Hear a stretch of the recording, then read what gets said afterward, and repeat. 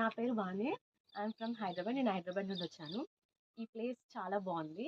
మెయిన్గా చెట్లు అంటే ఇప్పటి వరకు ఫారెస్ట్లో సేఫ్గా ఉండదు.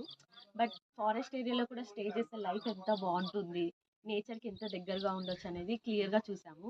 నదిలో స్నానాలు, ఓపెన్ ఎయిర్లో పడుకోవడం, ఆ, పైన క్లౌడ్స్ అంతా చాలా చాలా బాగుంది. మట్టిల్లు, మళ్ళీ కట్టెల పొయ్యి మీద వంటలు.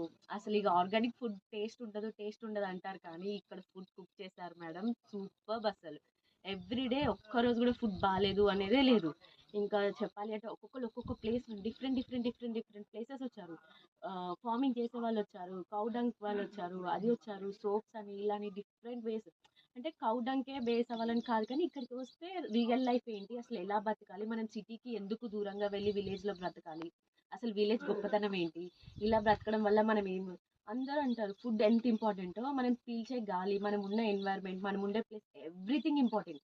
ఎంత ఆర్గానిక్ ఫుడ్ తీసుకున్నా సరే పొల్యూషన్ ప్లేస్లో ఉంటే ఆ డిఫరెన్స్ చాలా ఉంటుంది. Thank you.